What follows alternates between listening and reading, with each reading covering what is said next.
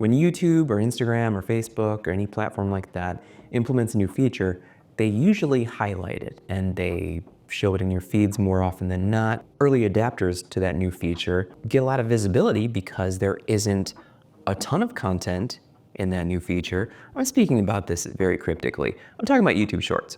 When YouTube Shorts was first launched to compete with TikTok and Instagram Reels, they were really highlighting it. I think they still are kind of.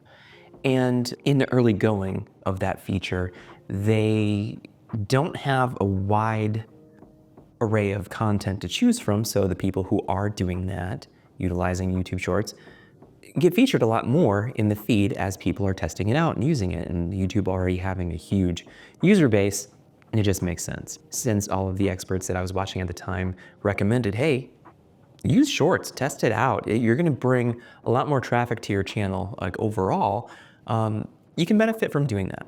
So rather than making short form content aligned with the long form content that I'm already doing, I decided like, well, why don't I capture people who are my age by making videos about the stuff people my age are interested in? So I started making content about 80s and 90s nostalgia, something that I know a lot about, and something that I felt like I could gain the interest of people who are my age and then get them over to my channel, and thinking like, okay, well, if I get a lot of people over to my channel who are in my age group, that's gonna narrow it down. And then the people who are also interested in content creation, you know, I would cast a wide net and then bring in the people who, you know, were truly interested in it. It sounds good on paper. So I made a short about the 80s movie Rad, which features a bike dance at prom thing, but it was something that we were all obsessed with at the time. I figured if someone sees that in their feed, they're gonna stop and watch that.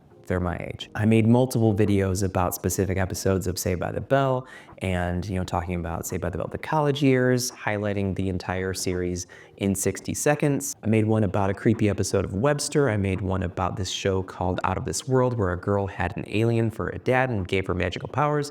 All kinds of stuff like that. I've talked about this in other videos, but I made a short about Family Matters and how weird it got once they had Urkel changing his DNA and turning into Bruce Lee and time traveling and doing all that kind of weird stuff.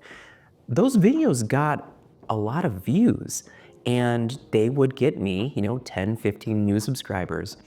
And then I would post a new long form video and I would lose 14 or 15 new subscribers because they're like, why is this junk in my feed? That's not what they signed up for. They signed up for 80s and 90s nostalgia stuff. Certainly understandable. I was essentially creating content for two different audiences. I thought the one audience would narrow down the age group and bring people in who might also be interested in content creation, stuff like that. Sometimes that's the case. If I gain 10 subscribers off of one of those YouTube shorts and one sticks around, that's one more than I would have had I not posted that short at all. So in the long run, it is better for your channel's growth to align your short form content with your long form content. That way you are always speaking to the same audience. I've said this in other videos, but as long as I created that vertical short form video for YouTube Shorts, I figured I might as well post it on TikTok and Instagram Reels.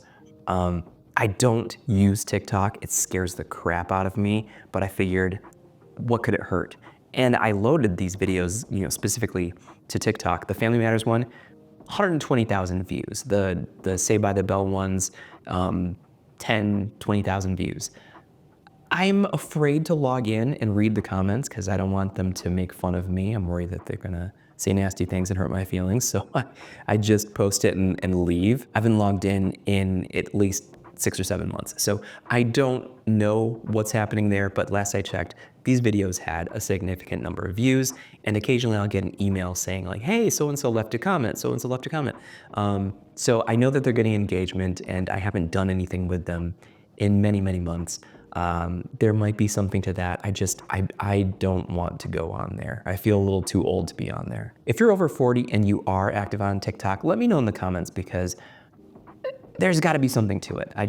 I'm a little nervous about it. Interestingly enough, those videos, those short form videos, still get me lots of views. There are times in between when I post regular videos, those are the only videos that get views, those short form videos, because they just keep popping up in people's feeds. So they're still getting me views.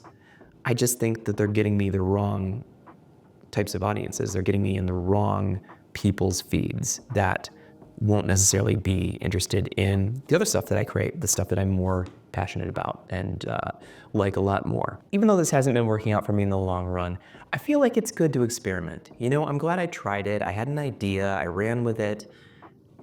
And you know what? I might have gotten 10 to 15 new subscribers out of it who stuck around for the long haul.